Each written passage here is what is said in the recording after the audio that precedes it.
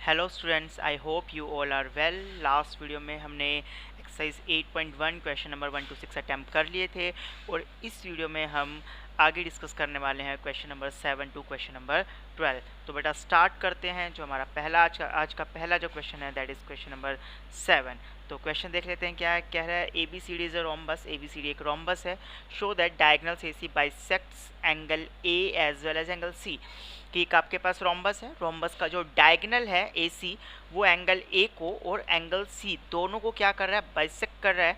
और साथ ही साथ हमें ये भी प्रूफ करना है कि बी डी भी ऐसा ही कर रहा है, मतलब वो एंगल बी और एंगल डी को बाइसेक्ट कर रहा है। तो बेटा मैं आपको बता रहा हूँ कि मैं इसमें सिर्फ आपको ये प्रूफ करके दिखाऊंगा कि ए सी जो है वो एंगल ए और एंगल सी को बाइसेक्ट कर रहा है। इसके बाद बी डी एंगल बी और एंगल डी को किस तरह बाइसेक्ट करेगा वो आप अपने आप से सॉल्व करके देखेंगे। बिल्कुल जो जिस तरह से AC बाइसेक्ट करेगा सेम प्रोसीजर सेम होगा, उसमें कोई फ़र्क नहीं आएगा, लेकिन उसको सॉल्व करके देखेंगे खुद से। ठीक है, तो स्टार्ट करते हैं। सबसे पहले बात रोम्बस की चल रही है। कह रहा है ABCD रोम्बस है तो क्यों ना रोम्बस ही बना लिया जाए। तो सबसे पहले हम रोम्बस ड्रॉ कर लेते हैं।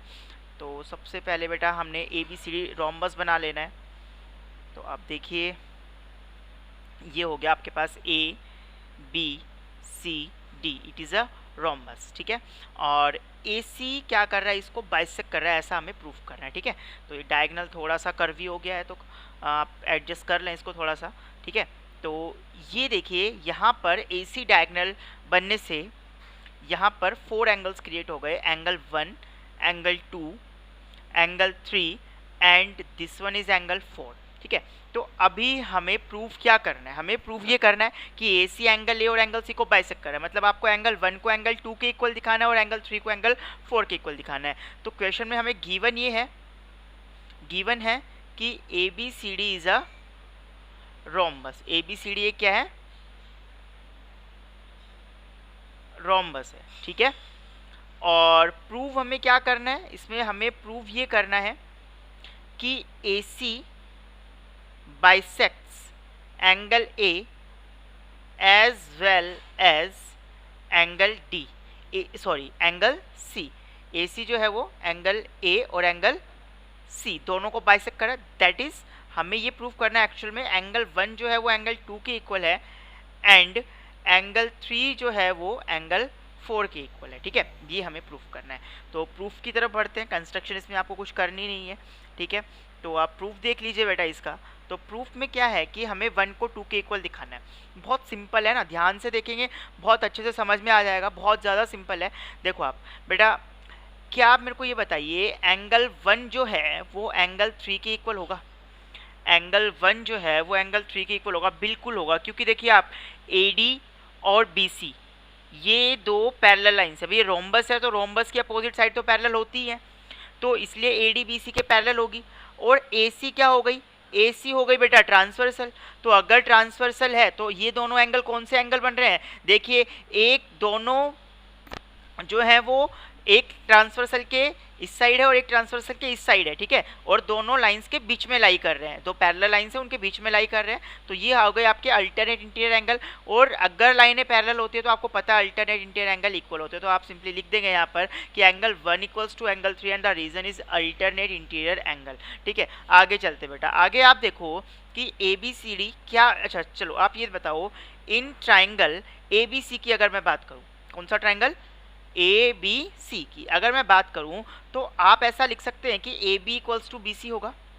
AB जो है वो BC के इक्वल होगा। क्यों होगा, अरे भाई साइड्स ऑफ रोम्बस, रोम्बस की तो सारी साइड्स इक्वल होती हैं, इसलिए AB BC की इक्वल होगी, क्योंकि रोम्बस की सारी साइड्स इक्वल होती है और AB BC जो है वो रोम्बस की साइड्स हैं, तो इसलिए दोनों इक्वल होंगी। अच्छा, अभी आपको मैंने एक चीज़ ये भी पढ़ाई थी, अगर जब हमने चैप्टर नंबर 7 किया था कि एक ट्राइंगल में अगर दो साइड्स इक्वल हैं तो उनके अपोजिट एंगल इक्वल होंगे।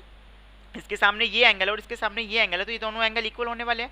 तो इसी तरीके से बेटा जब AB और BC इक्वल हैं तो ABC ट्राइंगल में अगर बात करें तो AB के अपोजिट एंगल 3 है और BC की अपोजिट क्या है, एंगल 2 है। ठीक है, तो आप देख सकते हैं कि 1 और 3 इक्वल हैं और 3 और 2 इक्वल हैं। ठीक है, ये इक्वेशन नंबर फर्स्ट हो गई, ये इक्वेशन नंबर 2 हो गई। अब आप देखिए from equation first and second आप क्या लिख सकते हैं, from equation first and second से देखो आप 1 3 के इक्वल और 3 2 के इक्वल है, तो 1 और 2 दोनों ही एंगल 3 के इक्वल हैं। तो आपने पढ़ा था things equal to the same thing are also equal, Euclid में पढ़ा था आपने कि things which are equal to the same thing are also equal, दो चीज़ें या दो से ज़्यादा चीज़ें जो एक ही चीज़ के इक्वल हो वो आपस में भी इक्वल होंगी। इट मीन्स एंगल 1 और एंगल 2 भी एक दूसरे के क्या होने वाला है, इक्वल होने वाला है। अरे ये तो यही प्रूफ करना था मुझे कि एंगल 1 एंगल 2 के इक्वल प्रूफ करना था मुझे, कर दिया मैंने। तो यहाँ से ये प्रूफ हो गया कि AC जो है वो एंगल A को क्या कर रहा है, बाइसेक्ट कर रहा है। ठीक है, अभी प्रूफ क्या करना है, अभी प्रूफ ये करना है कि AC जो है वो एंगल C को भी बाइसेक्ट कर रहा है। AC जो है वो एंगल C को भी क्या कर रहा है, बाइसेक्ट कर रहा है। मतलब 3 को एंगल 4 के इक्वल दिखाना है। तो कैसे दिखाएंगे भैया, यही तरीका है हमारे पास। देखो 1 तो 3 के इक्वल है, कोई दिक्कत ही नहीं है। ठीक है, अब आप आ जाओ इन ट्राइंगल ADC में। इन ट्राइंगल ADC में क्या AD जो है वो DC के इक्वल होगी, AD जो है वो DC के, अरे ये तो स्क्वायर रोम्बस की साइड्स हैं तो इक्वल होनी ही होनी है। तो लिख देंगे हम sides of rhombus are equal. ठीक है, रोम्बस की साइड जो होती हैं वो इक्वल होती हैं। अच्छा, अगर AD DC के इक्वल है तो AD DC के इक्वल है इन ट्राइंगल ADC। AD अगर DC के इक्वल है तो AD के सामने वाला एंगल 4 जो है वो DC के सामने जो एंगल 1 है उसके इक्वल होने वाला है। एंगल 4 जो है वो एंगल 1 के इक्वल होने वाला है। अब देखो 1 3 के इक्वल है और 1 4 के भी इक्वल है, यानी कि 3 और 4 दोनों ही एंगल 1 के इक्वल हैं। इसका मतलब 3 और 4 भी इक्वल होंगे। इसको मैं इक्वेशन नंबर 3 का नाम दे देता हूँ। तो आप लिख सकते हैं from equation first and equation third you can write angle 3 equals to angle 4। और एंगल 3 अगर एंगल 4 के इक्वल है इसका मतलब AC जो है वो एंगल C को भी बाइसेक्ट कर रहा है। This implies AC bisects angle C। तो हमने यहाँ पर ये प्रूफ कर दिया कि AC जो है वो एंगल A और एंगल C दोनों को बाइसेक्ट कर रहा है। और अभी आपको ये भी प्रूफ करना है कि BD जो है वो एंगल B और एंगल D को बाइसेक्ट करना है। तो ये आप खुद से करके देखेंगे। ठीक है, तो नेक्स्ट क्वेश्चन पे मैं जा रहा हूँ। क्वेश्चन नंबर आपके पास नेक्स्ट जो है वो है क्वेश्चन नंबर 8। ठीक है, अब देखो काफ़ी हद तक ना जो पीछे वाला जो हमने क्वेश्चन किया ना क्वेश्चन नंबर 7, ठीक है, तो उससे मिलता जुलता क्वेश्चन है। ठीक है, फिर भी देख लेते हैं एक बार। एक तरह से उसका कन्वर्स है मान लो आप। ठीक है, तो आप देखो बेटा इसमें क्या कह रहा है कि ABCD इज़ अ रेक्टेंगल। तो सबसे पहले रेक्टेंगल ही बना लेते हैं। बोल रहा है रेक्टेंगल है तो रेक्टेंगल की ज़रूरत पड़ेगी, तो रेक्टेंगल बना लेते हैं। तो ABCD हो गया बेटा रेक्टेंगल, ABCD ये हो गया आपके पास रेक्टेंगल। अभी क्या कह रहा है, कह रहा है in which diagonal AC bisect angle A as well as angle C। Last में प्रूफ करना था, इस बार दिया हुआ है कि जो AC है वो एंगल A को और एंगल C को बाइसेक्ट कर रहा है। तो अगर ये एंगल 1 और ये एंगल 2 है तो 1 2 के इक्वल है, और ये एंगल 3 और ये एंगल 4 है तो 3 4 के इक्वल है। ठीक है, अच्छा तो हमें गिवन ये चीज़ है, गिवन क्या है कि ABCD is a square, ABCD is a square. एक तो हमें ये चीज़ गिवन है, और दूसरी जो चीज़ हमें गिवन है वो है AC bisects angle A as well as angle C, that is angle 1 equals to angle 2 and angle 3 equals to angle 4। ठीक है, अब प्रूफ क्या करना है, तो प्रूफ में इसमें दो पार्ट है। फर्स्ट पार्ट क्या कह रहा है कि ABCD is a square, ABCD को स्क्वायर दिखाना है। देखिए लास्ट क्वेश्चन में वो रोम्बस था और हमने प्रूफ किया था कि AC जो है डायगोनल जो है वो दोनों एंगल्स को बाइसेक्ट कर रहा है। तो ये जस्ट इसका क्या है, अपोजिट है। अब देखिएगा आप कैसे इसको प्रूफ करते हैं हम। देखो सबसे पहले आप ये देखो भैया स्क्वायर प्रूफ करना है, रेक्टेंगल है। सबसे पहले ये देखो कि रेक्टेंगल को स्क्वायर कैसे प्रूफ किया जाए। मैंने आपको कल भी बताया था कि अगर आपको पैरेललोग्राम को रोम्बस प्रूफ करना है तो उसमें एडजेसेंट साइड का एक पेयर इक्वल दिखा दे, और इसी तरीके से अगर आपको रेक्टेंगल को स्क्वायर प्रूफ करना है तो उसमें भी एडजेसेंट साइड का एक पेयर आप इक्वल दिखा दे। तो इट मीन्स अगर मैंने AB को BC के इक्वल दिखा दिया ना तो मेरा काम हो जाएगा। अगर मैंने AB को BC के इक्वल दिखा दिया तो इट मीन्स इस रेक्टेंगल में 1 pair of adjacent side is equal, adjacent side का एक पेयर इक्वल है। इसका मतलब ये क्या है, स्क्वायर है। ठीक है, तो स्टार्ट करते हैं। ABCD एक स्क्वायर है, ये हमें प्रूफ करना है। प्रूफ की तरफ बढ़ते हैं बेटा। तो आप सबसे पहले ये देखो कि एंगल 1 जो है वो एंगल 2 के इक्वल है। एंगल 1 जो है वो एंगल 2 के इक्वल है। क्यों है, क्योंकि ये आपको क्वेश्चन में गिवन है कि AC जो है वो एंगल A को बाइसेक्ट कर रहा है। ठीक है, यहाँ पर आप ये भी लिख सकते हैं कि AC बाइसेक्ट्स एंगल A। ठीक है, उसके बाद बेटा आप ये देखो कि एंगल 1 जो है वो एंगल 4 के भी इक्वल है। एंगल 1 जो है वो एंगल 4 के भी इक्वल, भैया रेक्टेंगल है, रेक्टेंगल में अपोजिट साइड पैरेलल तो होंगी, AC हो गया डायगोनल, तो एंगल 1 एंगल 4 के इक्वल क्यों नहीं होगा, बिल्कुल होगा ना। तो एंगल 1 किसके इक्वल हो गया, एंगल 4 के इक्वल हो गया, और इसका रीजन क्या हुआ, अल्टरनेट इंटीरियर एंगल, ठीक है। तो 1 2 के भी इक्वल है, देखो फर्स्ट इक्वेशन और ये सेकंड इक्वेशन 1 2 के इक्वल और 1 4 के भी इक्वल है, यानी कि 2 और 4 दोनों ही एंगल 1 के इक्वल है। तो from equation first and second आप क्या लिख सकते हैं, from equation first and second आप ये लिख सकते हैं कि एंगल 2 जो है वो एंगल 4 के इक्वल है। और अगर एंगल 2 एंगल 4 के इक्वल है तो आप ये देखिए कि एक ट्राइंगल में दो एंगल क्या हो गए, इक्वल हो गए, एक ट्राइंगल में दो एंगल क्या हो गए, इक्वल हो गए। तो आपने ये भी तो पढ़ा है कि अगर किसी ट्राइंगल में दो एंगल इक्वल हैं तो उनके अपोजिट साइड्स भी क्या होंगी, इक्वल होंगी, या फिर सीधी सीधी भाषा में कहें तो angles opposite to equal sides. तो 2 के अपोजिट साइड कौन सी है, BC है, और 4 के अपोजिट साइड कौन सी है, AB है, यानी कि BC किसकी इक्वल हो गई, AB की इक्वल हो गई। और रीजन क्या हुआ इसका, sides opposite to equal angles, sides opposite to equal angles. तो BC किसकी इक्वल हो गई बेटा, AB की इक्वल हो गई, BC AB की इक्वल हो गई। तो हमने प्रूफ कर दिया रेक्टेंगल में एडजेसेंट साइड का एक पेयर इक्वल है, it means therefore ABCD is a square, ABCD is a square. First part proof हो गया। सेकंड पार्ट में आपको क्या प्रूफ करना है, diagonal BD bisect angle B as well as angle D। तो सेम जो आपको क्वेश्चन नंबर 7 करवाया था ना, सेकंड पार्ट में आपको बिल्कुल वैसा ही करना है। मैं आपको ओरली बता देता हूँ, आप इस तरह से डायगोनल ड्रॉ करेंगे, ठीक है। 3 4 1 2 3 4 नाम नेमिंग हो चुकी है, तो आप इसको नाम दे दीजिए 5 6 7 और 8। मैं आपको ओरली बताऊंगा ये क्वेश्चन। अब आप देखेंगे कि 5 2 की 7 की इक्वल है, अल्टरनेट एंगल से, और बेटा 5 8 के भी इक्वल होगा, क्योंकि एक स्क्वायर है तो ये साइड इसकी इक्वल होगी।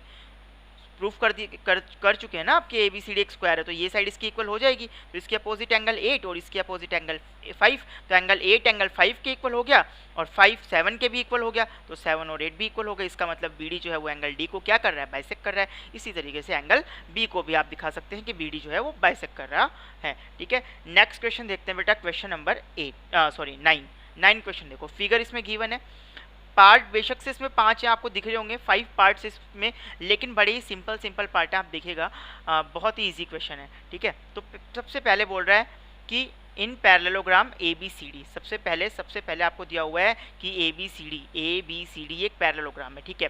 2 points P and Q are taken on diagonal BD पर दो डायगोनल है, दो पॉइंट्स हैं Q एंड P, ठीक है। तो फिर कह रहा है DP इक्वल्स टू BQ, तो यानी कि ये जो लेंथ है ना BQ और DP, ये आपको इक्वल दे दी गई क्वेश्चन में, ये आपको क्या दे दी क्वेश्चन में, इक्वल दे दी है, ठीक है। अच्छा आगे क्या बोल रहा है, आगे ये बोल रहा है आपसे कि शो दैट, फर्स्ट पार्ट में सबसे पहला सिंपल सा क्वेश्चन, APD और CQB को, APD इस ट्राइंगल को और BQC इस ट्राइंगल को आपको कॉन्ग्रुएंट प्रूफ करना है। तो बहुत सिंपल है, देखो मैं आपको बताता हूँ, प्रूफ पे जा रहे हैं सीधा, गिवन टू प्रूफ नहीं लिख रहा हूँ मैं, ठीक है। तो आप देखो हमें कौन कौन से ट्राइंगल कॉन्ग्रुएंट करने हैं, APD एंड ट्राइंगल CQB में। अब आप देखिएगा बेटा, सबसे पहली चीज़ कि BC जो है, पहले APD ले रहे हैं, तो AD जो है वो BC के इक्वल होगी।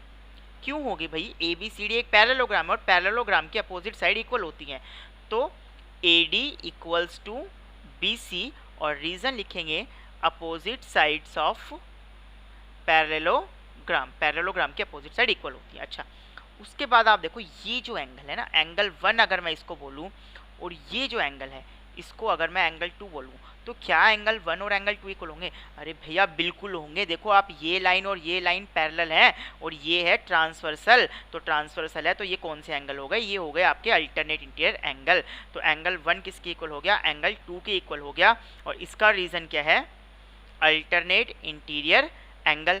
और तीसरी चीज़ बेटा, तीसरी चीज़ तो आपको क्वेश्चन में गिवन है कि BQ जो है वो DP के इक्वल है, DP जो है वो BQ के इक्वल है, तो DP इक्वल्स टू BQ। ऐसा आप क्यों लिख पा रहे हैं, क्योंकि ये आपको क्वेश्चन में गिवन है, इसलिए आप ऐसा लिख पा रहे हैं। तो therefore triangle APD is congruent to triangle CQB, और इसका रीज़न क्या है बेटा, रीज़न देखिए आप, साइड एंगल साइड। तो by side angle side congruency criteria both the triangles are congruent. और अगर ये दोनों ट्राइंगल कॉन्ग्रेंट हैं तो आप ये लिख सकते हैं A P equals to C Q.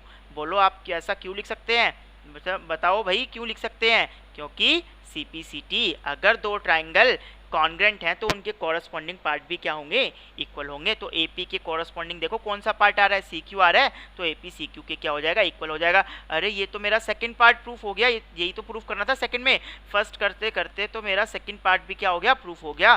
ठीक है, अब आगे बढ़ते हैं थर्ड पार्ट की तरफ। थर्ड पार्ट में क्या कह रहा है, देखो आप थर्ड में कह रहा है कि आप ए Q B triangle, A Q B इस ट्राइंगल को सी पी डी इस ट्राइंगल के इक्वल प्रूफ करके, सॉरी कॉन्ग्रेंट प्रूफ करके दिखाएं। तो ठीक है, इन दोनों ट्राइंगल को कॉन्ग्रेंट प्रूफ कर देंगे, कोई बहुत बड़ी बात तो है नहीं आप लोगों के लिए। देखो इन triangle A Q B and triangle C P D में आप सबसे पहले देखो ए बी क्या सी डी की इक्वल होगी। देखो पहला जो पार्ट आपने किया था ना बिल्कुल वैसे ही है। ठीक है, ए बी जो है वो सी डी की इक्वल होगी क्योंकि अपोजिट साइड ऑफ पैरेललोग्राम है। A B equals to C D और रीजन आप क्या लिखेंगे, अपोजिट साइड्स ऑफ पैरेललोग्राम। ठीक है, उसके बाद आप देखो ये जो एंगल है, क्या ये एंगल इस एंगल के इक्वल होगा? अरे बिल्कुल होगा, ये लाइन इसके पैरेलल है, ये हो गई ट्रांसवर्सल। तो क्यू एंगल 3 एंगल 4 के इक्वल नहीं होगा भाई, बिल्कुल होगा। अल्टरनेट इंटीरियर एंगल नाम की कोई चीज़ है या नहीं है? है, बिल्कुल है। तो एंगल 3 इक्वल्स टू एंगल 4 और इसका रीजन आप क्या लिखेंगे, अल्टरनेट इंटीरियर एंगल। और तीसरी चीज़ तो आपको क्वेश्चन में गिवन है कि B Q equals to P D. देखो ए बी क्यू का पार्ट है बी क्यू और सी पी डी का पार्ट है डी पी। तो ये हो गया आपके पास थर्ड पार्ट कि B Q equals to P D. ठीक है, और इसका रीज़न कि हमें क्वेश्चन में गिवन है। तो therefore triangle A Q B is congruent to triangle C P D. अब आप देखो क्या इससे आप ये रिजल्ट निकाल सकते हैं कि भैया ए क्यू जो है वो सी पी के इक्वल होगी, निकाल सकते हैं। A Q equals to C P, A Q जो है वो सी पी के क्या हो जाएगी, इक्वल हो जाएगी, बिल्कुल हो जाएगी। क्यों? क्योंकि भाई दोनों ट्राइंगल कॉन्ग्रेंट है तो सी पी सी टी से उनके कॉरस्पॉन्डिंग पार्ट भी क्या होंगे, इक्वल होंगे। तो ये हो गया यहाँ पर सी पी सी टी। और ये क्यों हुआ था आपका, bye side angle side congruency criteria. तो ये देखिए थर्ड पार्ट करते करते आपने तो फोर्थ पार्ट भी प्रूफ कर लिया है। अब बात है पार्ट नंबर 5 की। तो बेटा 5 पार्ट यूँ समझ लीजिए आपने प्रूफ कर लिया। देखो आपको प्रूफ करना है A Q C P is a parallelogram, A P C Q is a parallelogram, A P C Q is a parallelogram, ये प्रूफ करना है।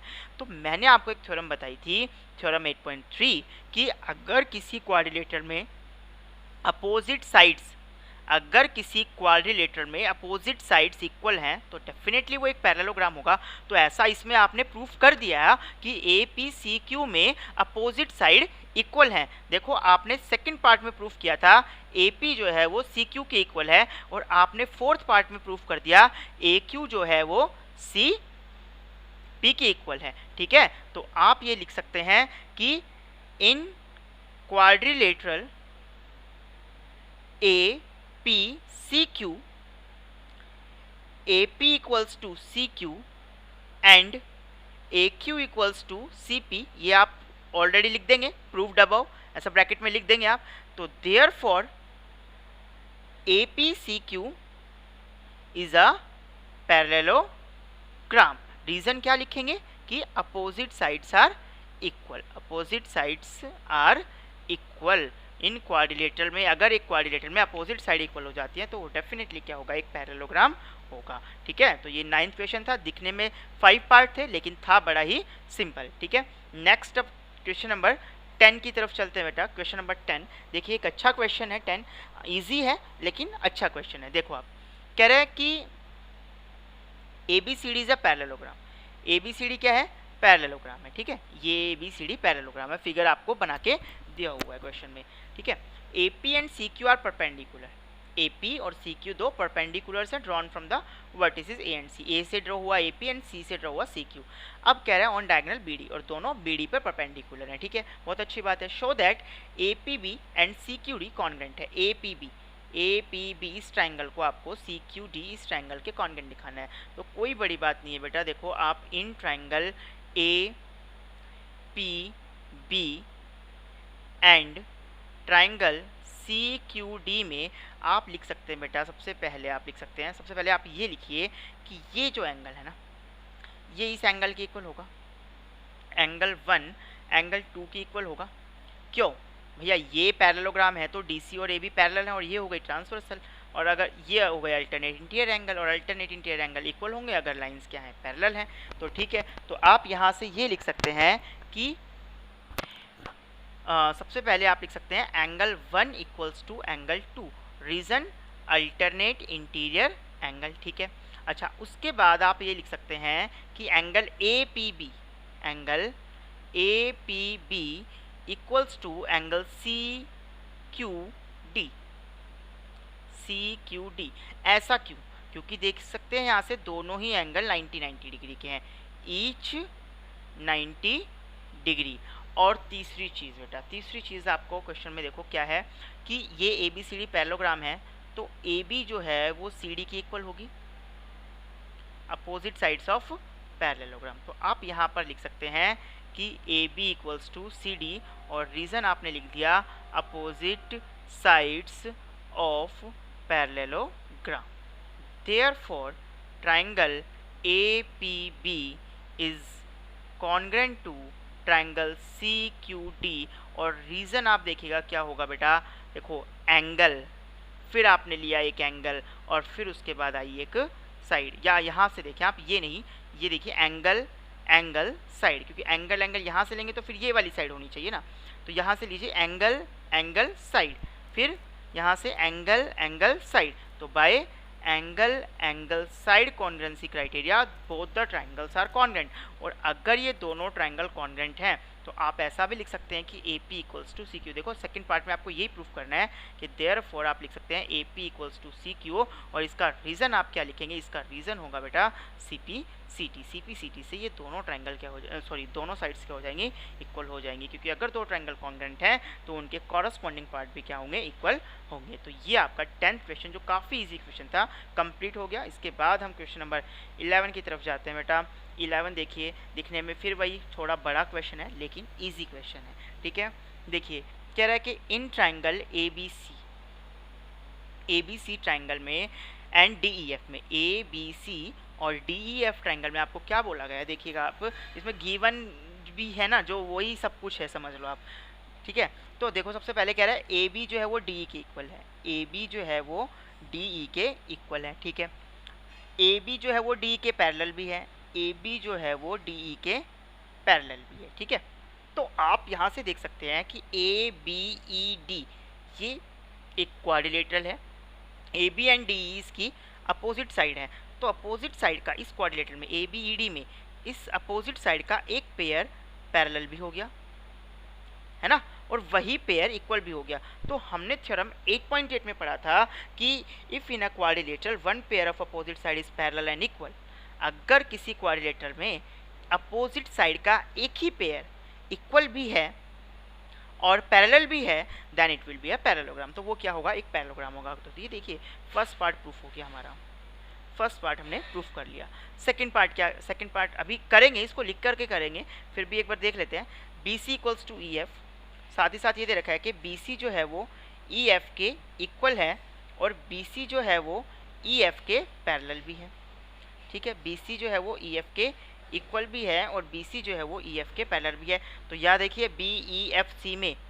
BEFC में अपोजिट साइड का एक पेयर पैरेलल भी हो गया और इक्वल भी हो गया, it means it is a parallelogram. तो ये पार्ट भी एक आपका देखो BCEF ये प्रूफ करना था आपको सेकंड पार्ट में, ये भी प्रूफ हो गया। ठीक है, तो एक बार लिख लेते हैं इसको। प्रूफ में देखिएगा क्या लिखेंगे, इन quadrilateral,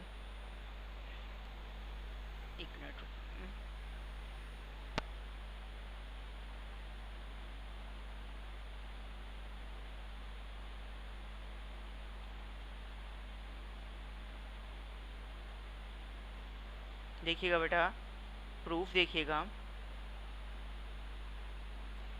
in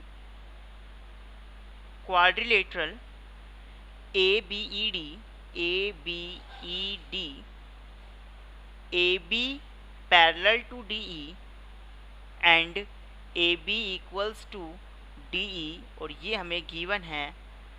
therefore one pair of opposite side in quadrilateral ABED is parallel and equal, therefore ABED is a parallelogram। ABED क्या हो गया, एक पैरेललोग्राम हो गया, ठीक है। सिमिलरली आप देखिए, ये फर्स्ट पार्ट आपका प्रूफ हो गया। सेकंड पार्ट जब आप देखेंगे तो इसमें क्या कहा गया, इसमें BCEF को प्रूफ किया गया है। BCFE को एक पैरेललोग्राम या BEFC को एक पैरेललोग्राम दिखाया गया है। तो वही सेम चीज़ कि in quadrilateral BEFC, BC parallel to EF and BC equals to EF, therefore line नहीं लिख रहा, one pair of opposite side parallel भी हो गया, इक्वल भी हो गया, therefore BEFC is a parallelogram. BEFC क्या होगा, एक पैरेललोग्राम होगा, ठीक है। थर्ड पार्ट में आप क्या प्रूफ करवा रहा है, थर्ड पार्ट देखिएगा। देखिए AD parallel to CF and AD equals to CF, AD को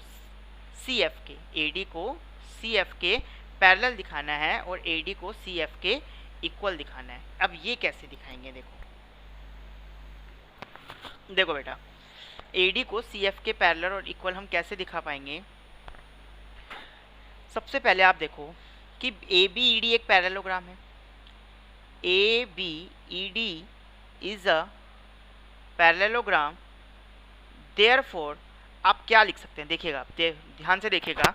अगर ABED पैरेललोग्राम, तो आप ये लिख सकते हैं कि AD जो है वो B के इक्वल है, क्योंकि पैरेललोग्राम के अपोजिट साइड इक्वल होती है। AD B के पैरेलल है और AD B के इक्वल भी है। अच्छा, इसी तरीके से अगर BEFC ये भी एक पैरेललोग्राम है, तो आप यहाँ से ये लिख पाएंगे कि BEFC तो B CF के पैरेलल होगी और BE जो है वो CF के इक्वल भी होगी, क्योंकि opposite side of parallelogram equal भी होती है, पैरेलल भी होती है, ठीक है। तो BE parallel to CF and BE equals to CF। अब आप देखिएगा बेटा, AD B के पैरेलल और B CF के पैरेलल है, इसका मतलब AD और CF भी पैरेलल हो जाएंगी। अब यहाँ से देखिएगा AD B के इक्वल है और B CF के इक्वल है, तो इसका मतलब AD CF के भी इक्वल हो जाएगी।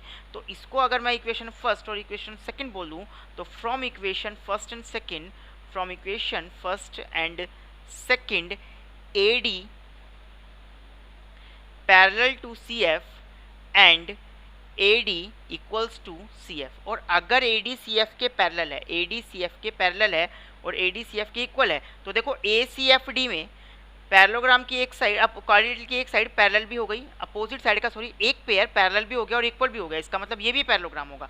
तो हम यहाँ से सिंपली लिख सकते हैं, फोर्थ पार्ट भी हमारा हो गया, therefore ACFD is a parallelogram, ठीक है। और फिफ्थ पार्ट भी अब हो जाएगा, देखो ACFD पैरेललोग्राम है तो ACDF की इक्वल हो जाएगी। ACFD को आपने पैरेललोग्राम प्रूफ कर दिया, तो इसका मतलब ACFD की क्या हो जाएगी, इक्वल हो जाएगी। क्यों? क्योंकि पैरेललोग्राम की अपोजिट साइड क्या होती है, इक्वल होती है, अपोजिट साइड्स ऑफ पैरेललोग्राम, ठीक है।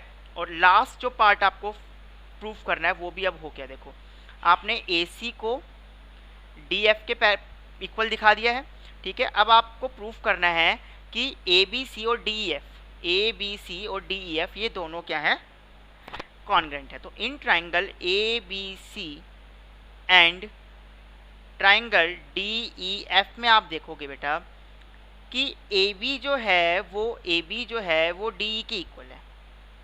क्यों? क्वेश्चन में गिवन है, गिवन, ठीक है। अच्छा, और BC जो है वो EF के इक्वल, क्यों? क्वेश्चन में गिवन है, BC इक्वल्स टू EF।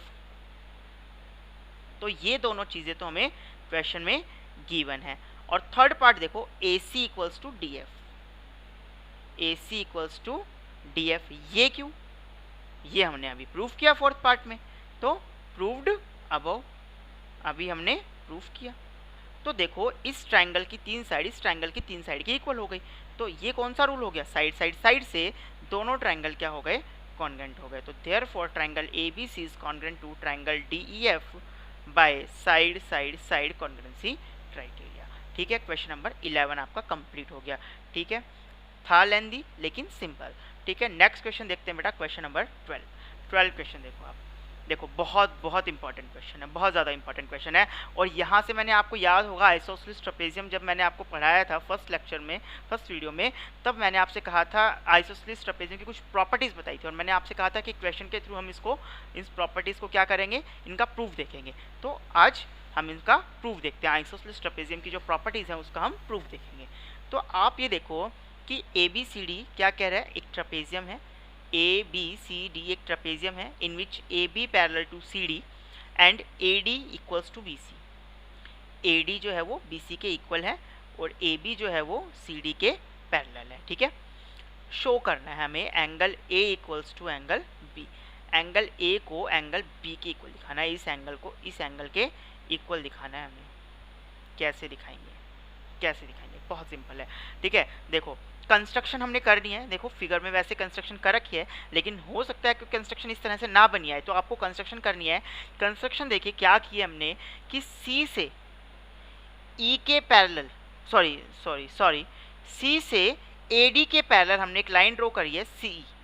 ठीक है, इसको और एक्सटेंड कर सकते हैं, CX मान लीजिए हमने एक लाइन ड्रॉ की है parallel to AD and then AB को एक्सटेंड कर दिया such that CA and extension of AB intersect at point E।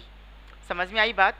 क्या AD के पैरेलल C से एक लाइन ड्रॉ की CX और AB को बढ़ा दिया, एक्सटेंड कर दिया, तो वो जो दोनों जो एक्सटेंशन है और CX लाइन है वो दोनों जो है वो E पॉइंट पे क्या कर रही है, मीट कर रही है। तो आप ये देख लीजिए गिवन हमें क्या है क्वेश्चन में कि इन trapezium ABCD AB parallel to CD and AB equals to CD, AB parallel to CD and AD equals to BC। ठीक है, अब आप देखो आगे आपको प्रूफ क्या करना है। काफ़ी पार्ट है प्रूफ करने के लिए, तो मैं फर्स्ट पार्ट ही देख रहा हूँ। एंगल A इक्वल्स टू, ये चारों पार्ट लिखने हैं आपको। ठीक है, प्रूफ देख लेते हैं अब सीधा। तो प्रूफ से पहले कंस्ट्रक्शन कर लेते हैं। ठीक है, कंस्ट्रक्शन देखो आप। कंस्ट्रक्शन देखिएगा बेटा कि ड्रॉ अ लाइन, एक लाइन ड्रॉ की है, लाइन का नाम CX, कहाँ से, थ्रू C से, और उसकी स्पेशलिटी क्या है कि वो पैरेलल है किसके, AD के, वो AD के क्या है, पैरेलल है, through C parallel to AD। ठीक है, तो draw a line CX through C parallel to AD and extend, और एक्सटेंड कर दिया, किसको एक्सटेंड कर दिया, AB को, such that CX and extension of AD meets at E। ठीक है, कंस्ट्रक्शन समझ में आई आपको। प्रूफ पे आते हैं। प्रूफ देखिए बेटा, प्रूफ देखिएगा आप। सबसे पहले आप देखो ADCE एक पैरेललोग्राम बन गया। कैसे बन गया, देखो AB पैरेलल है CD के, तो AE भी CD के पैरेलल होगी क्योंकि AB and AE same line है। अच्छा, AD को आपने CE के पैरेलल दिखाया, कंस्ट्रक्शन करी ऐसी, तो AD CE के पैरेलल हो गई। तो ADCE एक क्वाड्रिलेटरल है जिसमें अपोजिट साइड क्या है, पैरेलल है। अपोजिट साइड क्या है, पैरेलल है। It means ADCE is a parallelogram. तो हम ये लिख सकते हैं in quadrilateral ADCE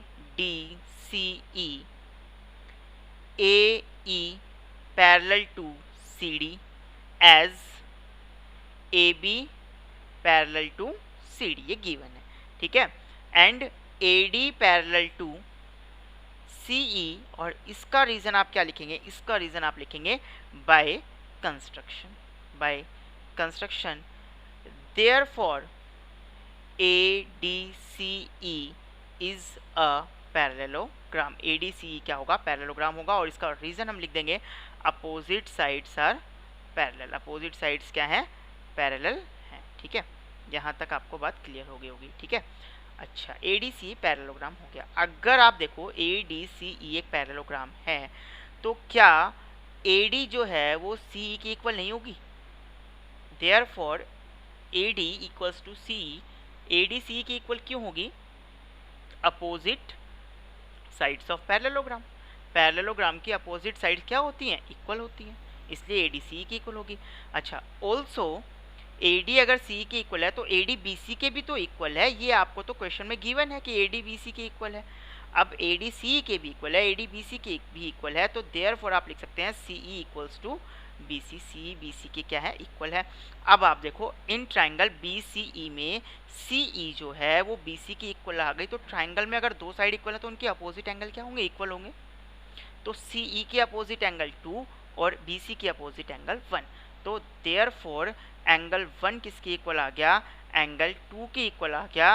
reason angles opposite to equal sides. Angles opposite to equal sides. ठीक है, एंगल 1 एंगल 2 के इक्वल आ गया। इसको मैं नाम दे देता हूँ बेटा एंगल 3 और इसको मैं नाम देता हूँ एंगल 4। अब आप देखो क्या एंगल 1 और एंगल 4 का सम 180 डिग्री होगा? थोड़ा सा ध्यान से सोचना। अब आप देखो ये लाइन है और एक ये लाइन है, ठीक है, और ये हो गई बेटा ट्रांसवर्सल, ये हो गई ट्रांसवर्सल। ठीक है, तो ये एंगल और ये एंगल, ये कौन से एंगल है? ये दोनों एंगल बेटा ये तो मेरे हिसाब से कौन से एंगल बन रहे हैं? इंटीरियर एंगल बन रहे हैं, को इंटीरियर एंगल नहीं। और अगर लाइनें पैरेलल हैं तो को इंटीरियर एंगल का सम देखो, ये वाले एंगल को इंटीरियर, ये एंगल यही तो है, ट्रांसवर्सल के एक ही साइड है देखो, और दोनों लाइंस के बीच में लाई कर रहे हैं। तो ये कौन से एंगल हो गए? अलाइड एंगल, को इंटीरियर एंगल बोलते हैं। ठीक है, और लाइनें अगर पैरेलल हो तो इनका सम कितना होता है? 180 डिग्री होता है। तो इसका हम रीजन लिख देंगे को इंटीरियर एंगल। क्या लिख देंगे बेटा? को इंटीरियर एंगल। ऑल्सो आप ये भी देख सकते हैं कि एंगल 2 और एंगल 3 का सम भी 180 डिग्री होगा। 2 और 3 का सम क्यों होगा? भैया ये लाइन है, ये रे हो गई, ये दो एडजेसेंट एंगल बन रहे हैं, तो एक लाइन पे दो जो एडजेसेंट एंगल बन रहे हैं उनका सम कितना होने वाला है? 180 डिग्री होने वाला है। लीनियर पेयर से हमें पता चल जाती है ये बात, तो लीनियर पेयर। अब आप देखो from equation first and second, from equation first and second, देखिए दोनों इक्वेशंस के RHS पार्ट क्या है? इक्वल हैं। अगर दोनों के RHS पार्ट इक्वल हैं तो इनके LHS पार्ट भी डेफिनेटली क्या होंगे? इक्वल होंगे। अब आप यहाँ से ये देख सकते हैं बेटा कि 1 और 2 तो इक्वल हैं, तो 1 यहाँ से और 2 यहाँ से कैंसिल हो जाएंगे क्योंकि दोनों इक्वल हैं। तो यहाँ से आपके पास आ गया एंगल 3 इक्वल्स टू एंगल 4, और एंगल 3 क्या है? एंगल B है, और 4 क्या है? एंगल A है। तो therefore angle A equals to angle B। ये आपका फर्स्ट पार्ट क्या हो गया? प्रूफ हो गया। ठीक है, अब नेक्स्ट चलते हैं सेकंड पार्ट की तरफ। सेकंड पार्ट देखिएगा आप क्या है इसका। सेकंड पार्ट आप देखो, सेकंड पार्ट में क्या कह रहा है कि एंगल C और एंगल D को इक्वल दिखाना है। सिंपल सा है, ये देखो आप, इसको मैं एंगल 5 नाम दे देता हूँ, इसको मैं एंगल 6 बोल देता हूँ। अब ये लाइन और ये लाइन पैरेलल है, आपको क्वेश्चन में गिवन है, ये हो गई ट्रांसवर्सल। तो एंगल 4 और 5 कौन से हो गए? को इंटीरियर एंगल हो गए। तो angle 4 + 5 equals to 180 degree, and this is equation number 3। और इसी तरह से angle 3 + angle 6 equals to 180 degree, और ये भी ये हो गई आपके पास इक्वेशन नंबर 4। और इन दोनों का रीज़न क्या है? को इंटीरियर एंगल। ठीक है, तो फ्रॉम इक्वेशन आप लिख सकते हैं, from equation third and fourth, angle 4 + angle 5 equals to angle 3 + angle 6। और आप देखिए 3 और 4 को आप इक्वल प्रूफ कर चुके हैं, तो यहाँ से 4 और यहाँ से एंगल 3 कैंसिल हो जाएगा। आपके पास रह गया angle 5 equals to angle 6, 5 angle D and 6 angle C। तो यहाँ से आपके पास आ गया angle C equals to angle D। अब थर्ड पार्ट में आपसे कहा गया कि आप प्रूफ करके दिखाइए। ये मैं सब इरेज कर देता हूँ एक बार।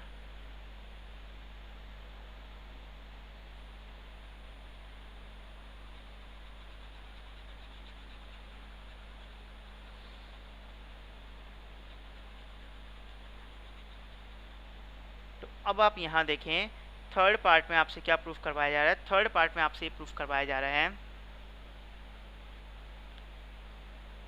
कि ए बी सी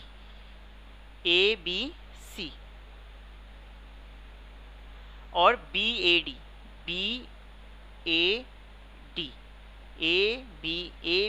और बी ए डी ये दोनों ट्रायंगल आपको कॉन्ग्रुएंट प्रूफ करने हैं। ये दोनों ट्रायंगल आपको कैसे प्रूफ करने हैं? कॉन्ग्रुएंट प्रूफ करने हैं। तो इनको आप कॉन्ग्रुएंट कैसे प्रूफ करोगे? ठीक है, ये मैं फिर से बना देता हूँ।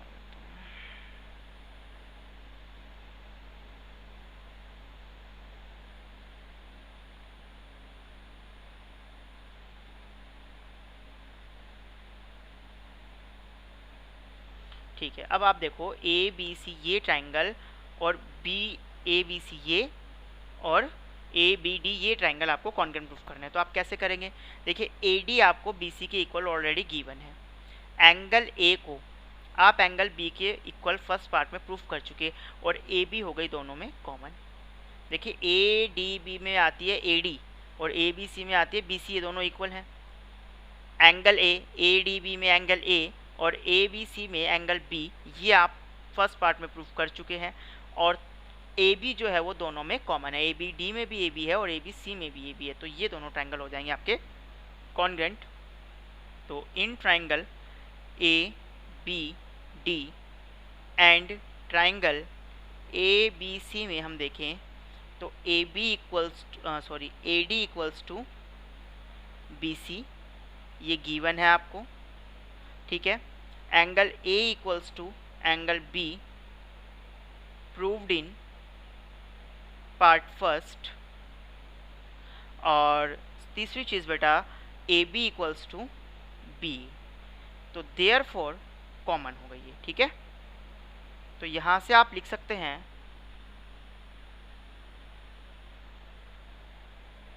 Therefore triangle A B C is congruent to triangle B A D and the reason is बेटा, रीजन क्या होगा इसका?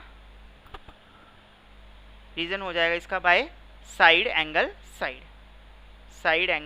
और इसका फोर्थ पार्ट है वो सिंपल सा ही है, आपको प्रूफ करना है diagonal A C equals to B D. तो ए सी जो है वो बी डी की इक्वल हो जाएगा सी पी सी टी से। ए C equals to B D, ये थोड़ा स्पेस कम है यहाँ पर मैं लिख देता हूँ सी पी सी टी, आप समझ गए होंगे। सिंपल सी चीज़ है, अगर ये दोनों ट्रायंगल कॉन्ग्रुएंट है तो ए सी बी डी के इक्वल हो जाएगा। ये देखिए A C equals to B D हो जाएगा by C P C T. तो ये आपकी जो एक्सरसाइज थी 8.1 कंप्लीट हो गई। आप इसको फेयर नोटबुक में कंप्लीट कर लेंगे। ठीक है, और फिर भी कोई क्वेश्चन नहीं आता है तो आप व्हाट्सअप से उसको पूछ सकते हैं। थैंक यू बेटा।